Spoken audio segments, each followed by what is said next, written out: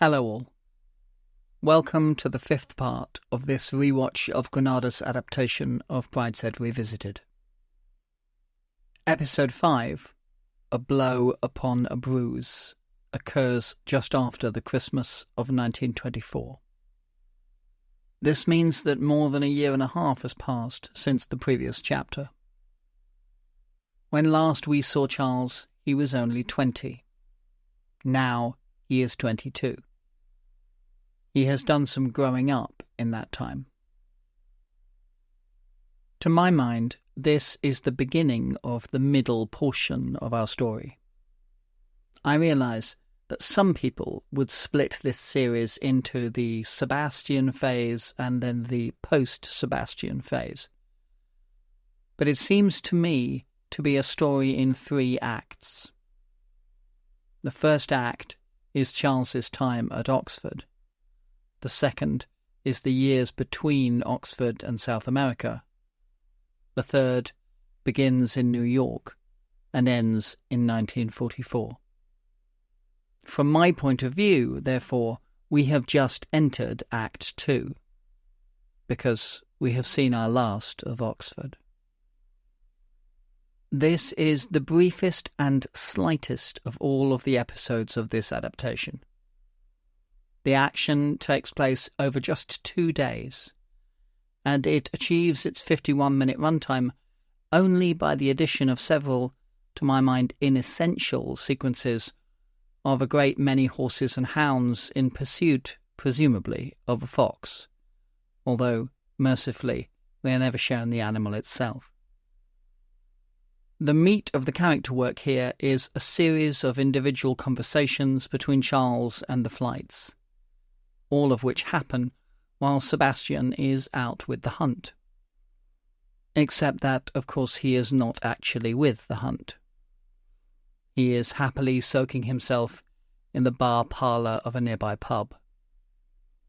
His family do not realise this, while they talk away about him behind his back. They think that he has no funds to finance another spree, having drunk himself dry in London over Christmas. Only Charles knows differently, because it is Charles who gave him the money. There are perhaps 3 broad positions that a viewer might watch this episode from. We might think that Charles's enabling of his friend's self-destruction is a terrible thing. Perhaps when he hears the flights express hopes that a day out riding will be good for Sebastian, he feels a secret stab of guilt at how wicked he has been. Perhaps he regrets it. Alternatively, perhaps he feels no guilt at all. He might be revelling in his secret knowledge of what fools they are. For myself, I tend to walk a third, middle path between these 2 extremes. We see that Charles is initially hesitant to fund Sebastian's day of drinking. I shall have to come to you tomorrow for my day's expenses. I won't.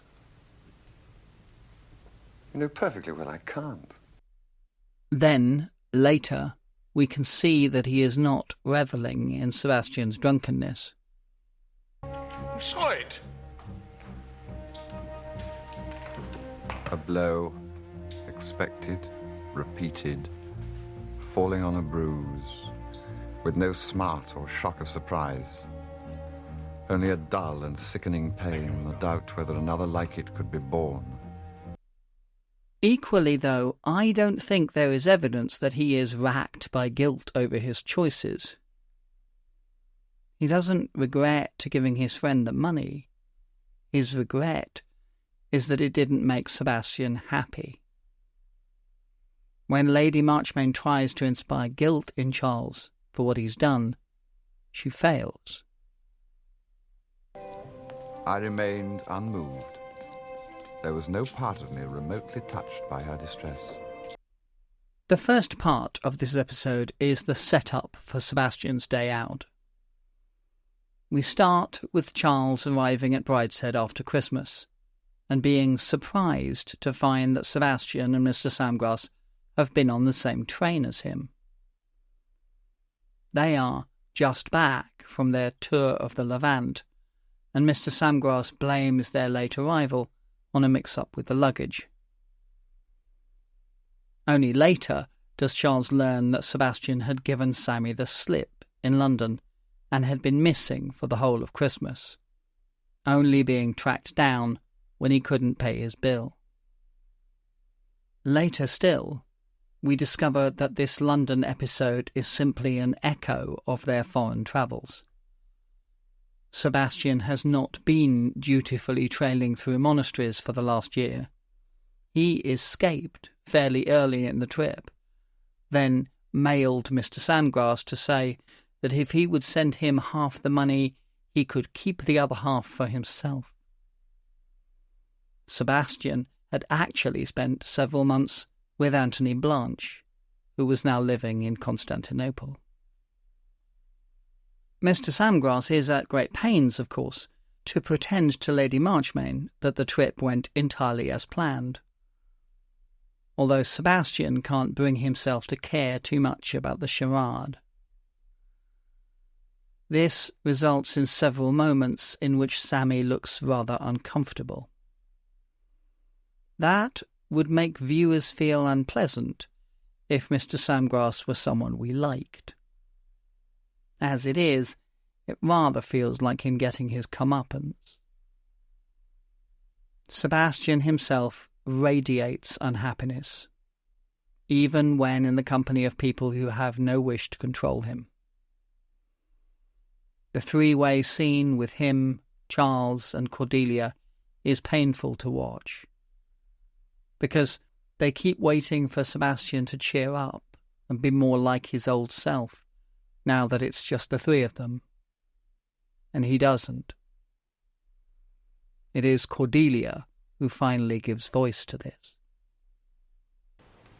Aren't you at all pleased to be home? Yes, of course I'm pleased. Well, you might show it. I've been looking forward to it so much. Having a character cause pain to Cordelia is like having them kick a puppy. It makes it challenging for us to feel any sympathy for them.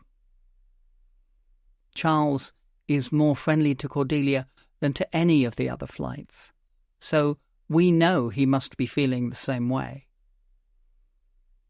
Upsetting Cordelia is a serious black mark against Sebastian. I wonder what it must be like for Charles, stepping back into all of this after a year and a half away. He has had a wealth of new experiences in Paris and must have been changed by them, but we see very little real evidence of that. I think that is very realistic, very human. It is common, I think, for people to go back to a set and setting that they have been away from and find that they slip back very easily into old patterns of behaviour. Charles is very ready to fall back into his old love for Sebastian, into the contramundum of it all. He takes Sebastian's side at every turn and does his best to try to persuade the flights to give his friend the freedom that Charles thinks he needs. What is made repeatedly clear, however, is that Sebastian has been far more profoundly changed by their time apart than Charles has. He has lost the easy charm that first endeared us to him. He has lost his love for the many tiny things that used to bring him joy. All he really cares about now is where his next drink is coming from. Less than 3 years before, when he was the old Sebastian, he and Charles had lain together on the roof of this house, naked and unashamed. They'd only reached to cover themselves up when Cordelia appeared. Now, though, Sebastian hunches over and curls his legs up for privacy when Charles walks in on him in the bath. He's not protecting his modesty, in truth, just hiding his whiskey glass. After dinner, the boys are alone in Sebastian's room, and we hear the full truth of his travels with and without Mr. Samgrass, and his plans to not actually spend the next day riding with the hounds. When it is just the two of them, we do see moments of their old camaraderie, and it looks, briefly, as if there may yet be a future for them. It looks as if Charles's company makes Sebastian better, as if he can be a help. Then, the following morning, there are 2 scenes before the hunt leaves. The first is when Cordelia sees what Sebastian is wearing. Again, he lets her down, after he had told her at dinner that he would make himself presentable. Again, therefore, I cannot help but dislike him. It doesn't matter that Cordelia's views on hunt etiquette are a long-forgotten echo of a class system that I feel no love for. What matters is that I feel love for her, born of privilege though she may be. This scene also strikes me as a departure for another reason, because Charles isn't in it. I may be wrong, but I think that this is the first conversation in the show that we hear without Charles being there to hear it for us. He has been very much our viewpoint character, and will continue to be. Maybe he is overhearing this from an adjoining room. Maybe I'm wrong about this, and there have been loads of such scenes, all of which I have forgotten. Do let me know in the comments if so. The second scene is, of course, Sebastian coming to Charles for his day's expenses. You see, they won't even trust me that far. It's they who are mad, not me. What are you? They can't refuse me money.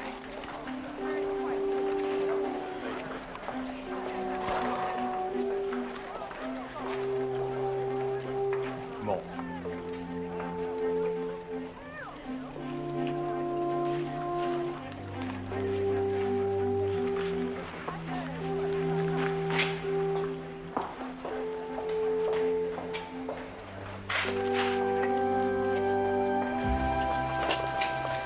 Sebastian!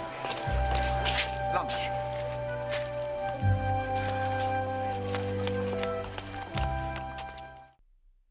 For such a short scene, this is a real roller coaster.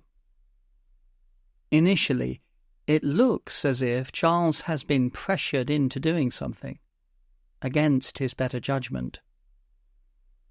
Sebastian's curt demand for more is very much addict behaviour and not friend behaviour.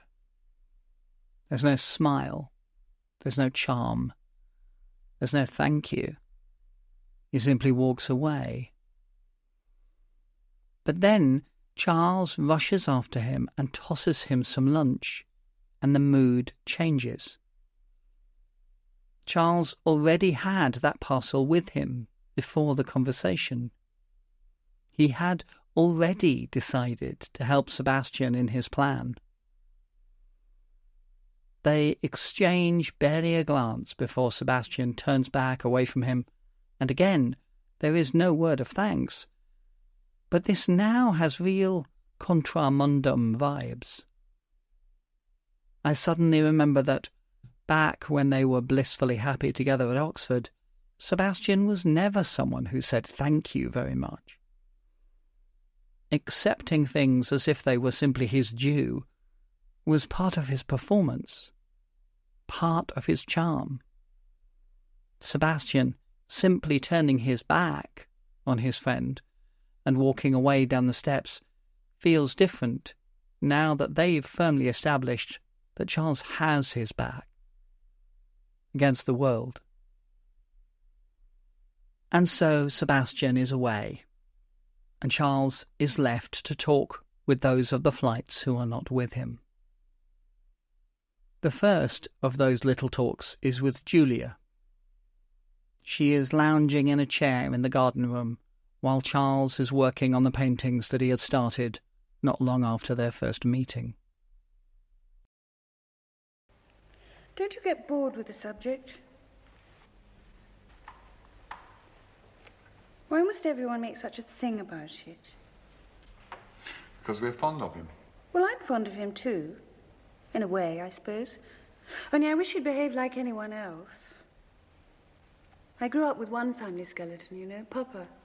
Not to be talked of in front of the servants, not to be talked of in front of us when we were children. If Mum is going to start making a skeleton out of Sebastian, it's too much. If he wants to be always tight, why doesn't he go off to Kenya or somewhere where it doesn't matter? Why does it matter less being unhappy in Kenya than anywhere else? Don't pretend to be stupid, Charles. You understand perfectly. You mean there won't be so many embarrassing situations for you? The first line of that scene feels to me like a tiny piece of buried treasure. We cut from the galloping hunt to a moment of Charles painting in silence. We don't yet know that anyone is with him. Then we hear Julia's voice. "Don't you get bored with the subject?" she asks. When you ask that question to a man who is painting, and has been painting the same room on and off for nearly 3 years, the word subject could mean more than one thing. Julia is, of course, talking about a subject of conversation, Sebastian's drunkenness, not the subject of a painting. Right now, Charles and Julia are barely even friends. They certainly aren't lovers. Not yet. About a decade after this, though, Charles will be working on yet another study of Julia, and Bridey will say something like, "Julia? Haven't you done her before?" If I were a painter, I should choose a different subject every time. He doesn't say, "Don't you get bored with the subject?" Not in as many words. But hearing Julia speak that line here feels like a moment of narrative entanglement, like the future reaching back into the past and trying to tell Charles something that he isn't yet ready to hear. Then there is a conversation with Lady Marchmain. Charles talks about Sebastian visiting him in Paris or in London, but she refuses to allow it. Charles still thinks that if he can get Sebastian away from here, get him on his own, that things will be better. That feels optimistic to me, but we will never get to know, since it will never happen. The retort was there, unspoken, well understood by both of us. You couldn't keep your husband, he ran away. So will Sebastian, because they both hate you. Thus, with Julia and Lady Marchmain, I reached deadlock. Not because we failed to understand one another, but because we understood too well. Later, when Bridey is back from the hunt, Charles makes one last appeal to him. I hope it's dipsomania. That's simply a great misfortune we must all help him bear. What I used to fear was that he just got drunk deliberately, when he liked and because he liked. But that's exactly what he did. That's what we both did. That's what he does with me now. I can keep him to that if only your mother would trust me. If you worry him with keepers and cures, he'll be a physical wreck in a few years. There's nothing wrong in being a physical wreck, you know. There's no moral obligation to become master of foxhounds, or postmaster general, or to live to walk 10 miles at 80. Wrong. Moral obligation. Now you're back on religion. I never left it. Do you know, Bridey, if ever I thought about becoming a Catholic, I'd only have to talk to you for 5 minutes to be cured. You managed to reduce what seemed quite sensible proposition to stark nonsense. It's odd you should say that. I've heard it before from other people. It's one of the reasons why I don't think I should have made a good priest. It's something in the way my mind works, I suppose. It's a waste of time, of course. We know from earlier in the episode that Bridey will never override his mother's decisions. Are you sure this is the best way of dealing with it? It's my mother's way. There is one other scene that Charles sits in on while Sebastian is having his day out. Rex Mottram arrives, bringing with him the most ghastly Christmas gift for Julia, a live tortoise with diamonds stuck into its shell to spell out her initials. Rex is quick to offer his own views on how to deal with the Sebastian problem. Send him to Boreas in Zurich. Boreas is the man. He performs miracles every day at that sanitarium of his. Oh, you know how Charlie Kilcartney used to drink. No. No, I'm afraid I don't know how Charlie Kilcartney drank. Well, 2 wives despaired of him.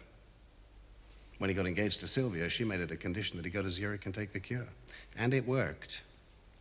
He came back 3 months later, a different man, and he hasn't touched a drop since, even though Sylvia walked out on him. Why did you do that? Well, Charlie got to be a bit of a bore when he stopped drinking. But that's not the point of the story. No, I suppose really it's meant to be an encouraging story. He takes sex cases, too, you know. Oh dear, what very peculiar friends poor Sebastian will make in Zurich. He's booked up for months ahead. But I think he might find room if I asked him. I could telephone him from here tonight. I'll think about it. When, in the next episode, it is time to speak of Julia, we will be able to slot this scene into the chronology of her and Rex. Suffice to say that it takes place during a period when Julia was keeping him at arm's length, sexually, which explains his pointed look in her direction at the end there. The idea that he should feel it appropriate to conduct these manoeuvrings right under her mother's eye speaks volumes about Rex's grasp on manners and propriety. Maybe I'm not being fair to Rex. We are seeing all of this through Charles's point of view, after all, and he is very biased. Charles is growing into a profound dislike of anything modern. Charles? Modern art is all bosh, isn't it? Great bosh, Cordelia. Oh, I am glad. Rex is new money. He understands the rules of behaviour in the city or in the London clubs. He dances that dance deftly. When he expects that choreography to still apply in the drawing rooms of the landed gentry, is that him being tone deaf, or is he just refusing to kowtow to them? I think that Evelyn Waugh thinks of him as tone deaf. I think that is how he is written. But then, Waugh is also very biased. This is on my mind when I watch the scenes of Sebastian's return. He used to be good at this dance. He used to know the steps. Now he stumbles through his part. This is not him rebelling against the rules of politeness in an effort to speak some great, uncomfortable truth. He is simply lying all the time, and lying badly, lead-footedly, inelegantly, charmlessly. He used to be so good at this. Sebastian goes early to his bed, and there is one final funny scene in the drawing room. Sebastian's gone to bed. I think we should go too. Cordelia? Julia? Oh, not just yet, Mummy. I'm staying up for a little. Come up and see me before you go to bed. I shan't be asleep. Good night, Rex. Good night, Lady Marchmain. Good night, Mother. Good night. My Lady Marchmain, thank you for reading so delightfully. Good night, Mr. Sambrose. Good night, Julia. Good night, Lady Marchmain. Good night, Charles. Good night, Cordelia. Mr. Samgrass, are you coming? Oh, yes, indeed. I'm more than ready. Good night. Good night. Good night. Good night.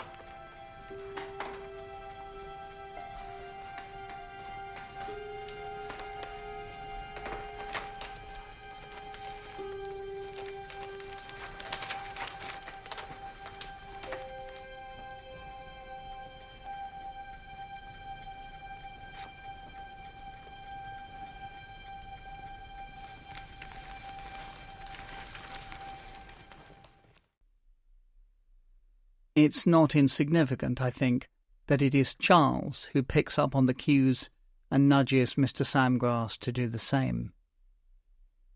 Charles can dance this dance. He does know the social footwork.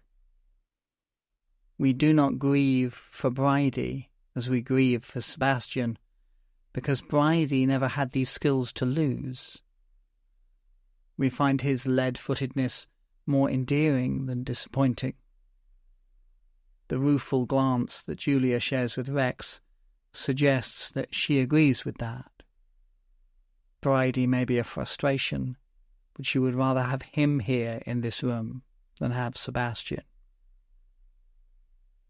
The following morning, Charles decides that he cannot stay here. You're packed, Charles.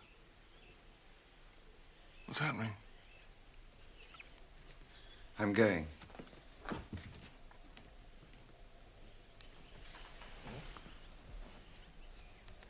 Tell me honestly.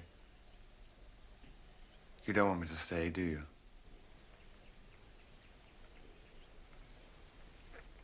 No, Charles.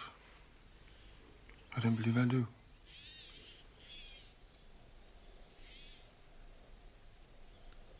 I'm no help, am I?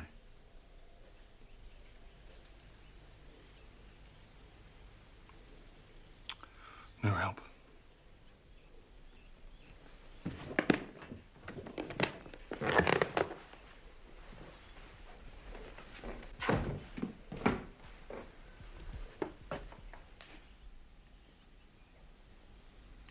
I'd better go and say goodbye to your mother.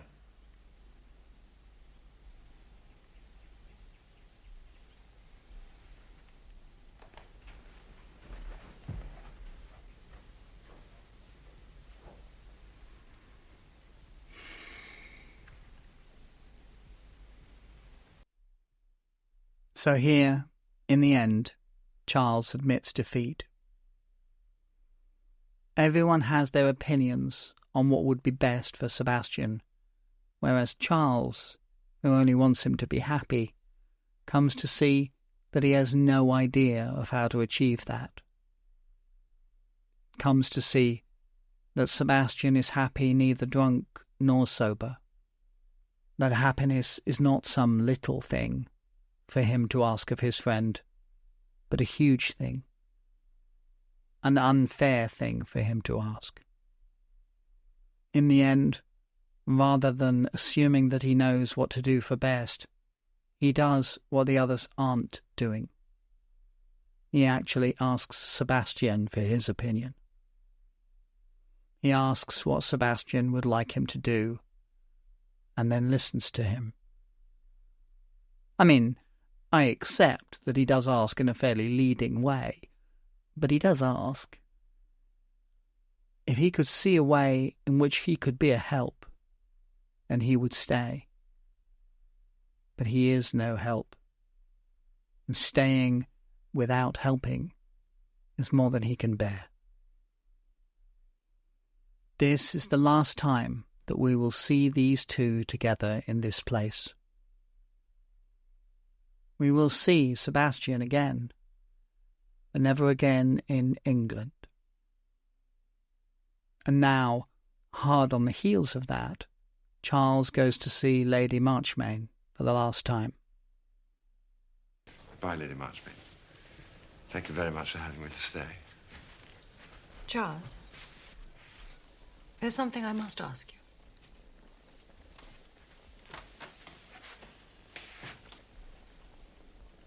Did you give Sebastian money yesterday?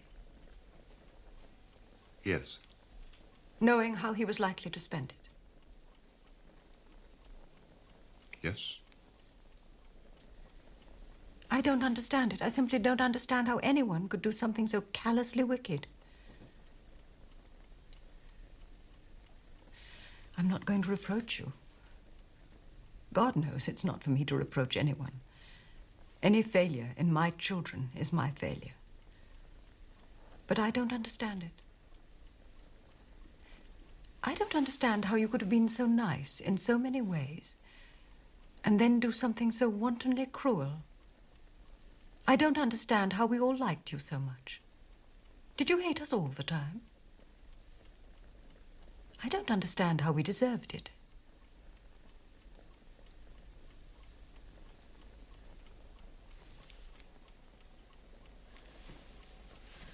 Goodbye.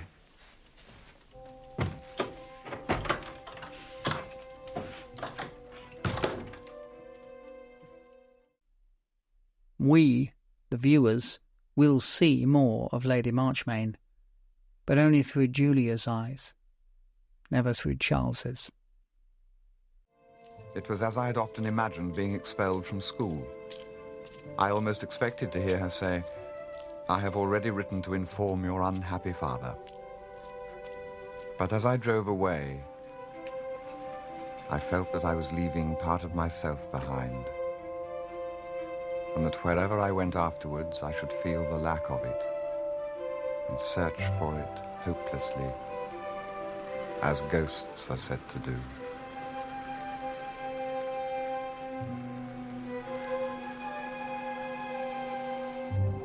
I shall never go back, I said to myself. A door had shut, the low door in the wall I had sought and found at Oxford. Open it now, and I should find no enchanted garden. I had come to the surface into the light of common day after a long captivity in the sunless coral palaces and waving forests of the ocean bed. I have left behind illusion, I said to myself. Henceforth, I live in a world of 3 dimensions with the aid of my 5 senses. I have since learned that there is no such world. But then, as the car turned out of sight of the house, I thought it took no finding, but lay all about me at the end of the avenue. And that's it for this episode. Join us next month for a narrative diversion as we jump back in time and forward in time. For it will be time, at last, to speak of Julia.